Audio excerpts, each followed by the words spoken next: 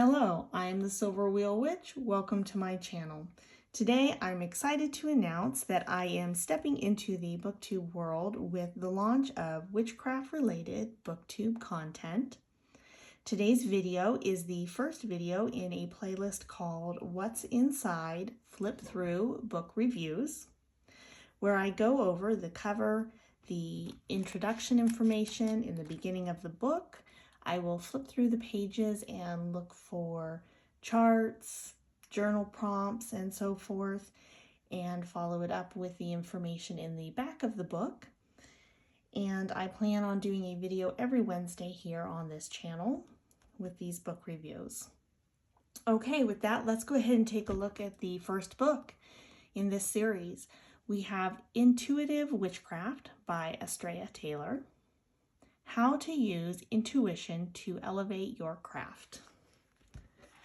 It is a good-sized book published by Llewellyn,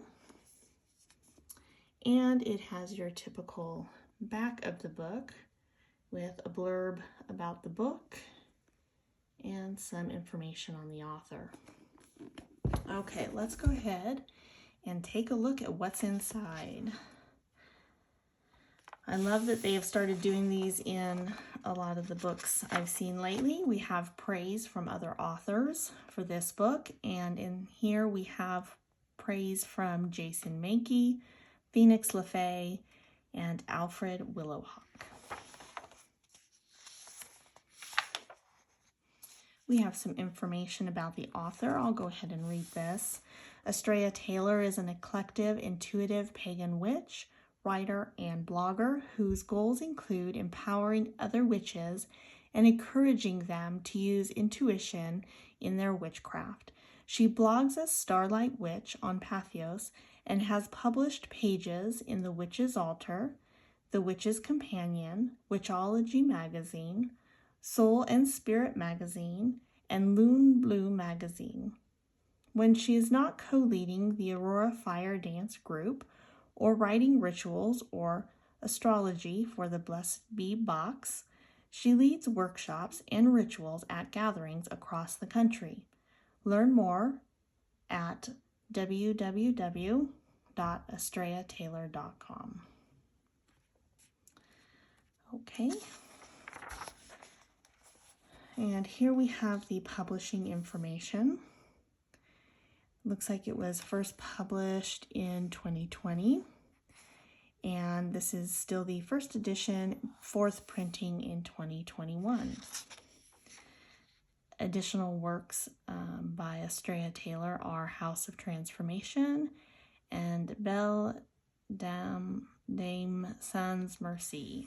Apologize for saying that incorrectly. We have a nice little comment here from the author. My intuitive witchy mother, who loves unconditionally and always encouraged me to be myself. It is with great love and humility that I extend this acceptance to all those who wander the path without a path. Beautiful. We have a disclaimer. Common to see that. And we have another quote here, over the rocky cliffs to the stars. All right, so that brings us to the contents. I will go ahead and read through the contents. There is a list of exercises and rituals. Part 1 of the book, The Call to Intuitive Witchcraft. Chapter 1, Listening to Your Intuition. Chapter 2, Working with Energy. Chapter 3, Basic Intuitive Witchcraft. Intuitive Insight, The Underrated Power of Imagination by Matt Aron. It's nice that they are adding that in here. That's a great touch for the book. Some insights from other authors. In Chapter 4, we have Making Intuitive Magic Come Alive, with an intuitive insight, using intuition to create an aromatherapy concoction by Stephanie Palmer. Chapter 5, Intuitive Practices and Rituals, Intuitive Insights, Consult the Stars and Planets by Heather Renee Horton. Part 2 of the book, Beyond the Veil. Chapter 6, Working with the Gods, Intuitive Insights, Writing, Invocations and Devotional Speech by Hannah Savage. Chapter 7, Spirit Craft. Chapter 8, Making the Mundane Magical, Intuitive Insights, Intuitive and Magical Activism by Michael M. Hughes. Chapter 9, Working with Other People's Energies, Intuitive Insights, Intuitive Healing by Sringara Hasya. I hope I said that correctly. That brings us to Chapter 10, Advanced Magic and Energy Work. Chapter 11, Looking into the Void, Intuitive Insights, Second Sight by Lisa Bland. Chapter 12, Living in the Spiritual Flow. Chapter 13, Intuitive Witchcraft Communities, Intuitive Insights, Generational Witch Legacies by Jackie Smith. Chapter 14 is The Ever-Evolving Practice, Intuitive Insights on Becoming a Pagan Elder, Crone, Mage, or Senior by Penny Goody. And it looks like in the back we look forward to a conclusion, Reaching for the Stars, a bibliography, a glossary, and essayist biographies. That's nice. I love that they've included that. Acknowledgements and an index. Okay, and so here is our exercises and rituals. And another full page. So there are a lot of exercises and rituals in the book that you can practice. So some good practical application. And then it looks like we're going into the pages of the book. So let's go ahead and flip through and see what kind of information we have. The Witch's Hat, spiritual energy, mental energy, emotional energy, and physical energy.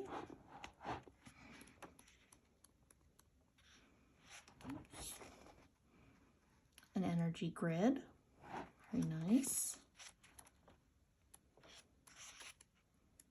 Let's see what we have in the back of a chapter here. So this is the end of chapter 3. Got some further reading. That was a big chart. Okay, looks like we've got a nice correspondences. Looks like you're making some personal correspondences. Magical action, raising energy. And the will or the spell. That's nice. Got a sigil there. Let's see, this is chapter 4. We have at the end of the chapter is a ritual. And again, some further reading. So it looks like the rituals, most chapters have a ritual at the end and some additional reading.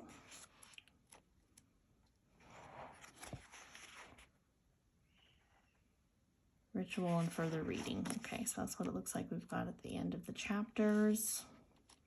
I'll just do a quick flip through here and see if we see any other interesting things jump out at us.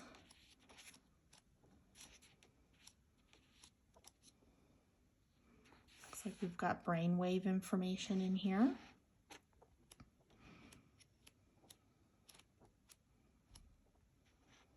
Ooh. That looks fun. Do love some good mirror magic, so it looks like there's a little bit about that in here.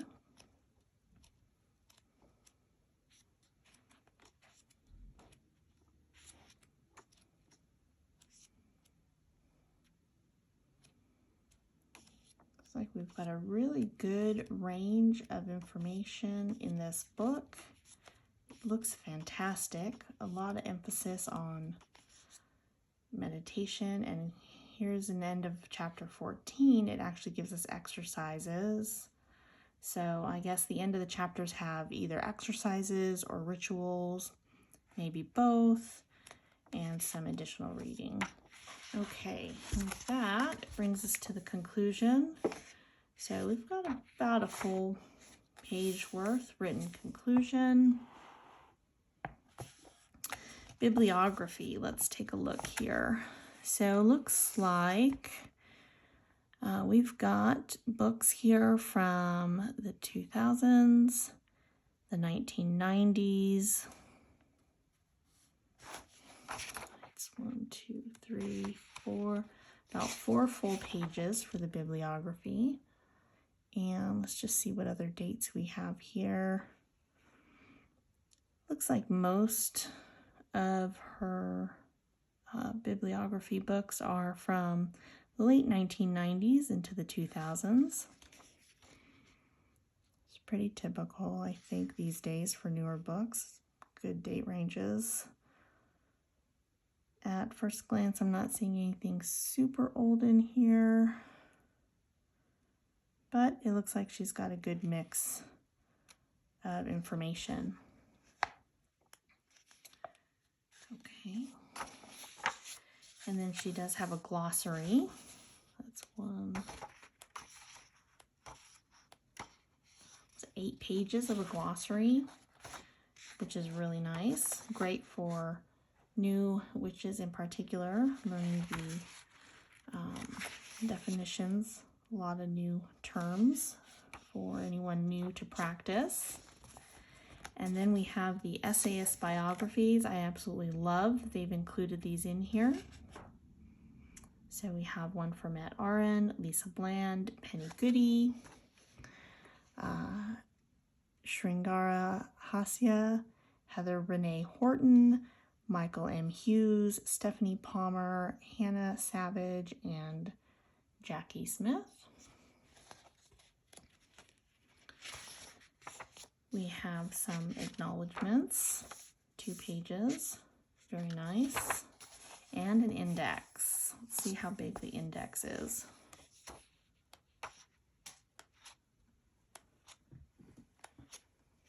About 9 pages. Index looks pretty in-depth as well, which is very nice. And of course, how to write to the author. I'll give you a close-up of that in case you'd like to see that information. Well, this looks like a fantastic book. Got a couple blank pages in the back. And there you have it. How to Use Intuition to Elevate Your Craft, Intuitive Witchcraft by Astrea Taylor. I hope you enjoy this content and find it helpful. Please let me know your thoughts and any questions you have down in the comments. Have you read the book? Was it helpful to your craft? And is there anything else you'd like to see in these videos? This is the first one. So let me know if there's anything else you'd like me to see or pause at or read while I'm going through. I hope you have a blessed day. Thank you.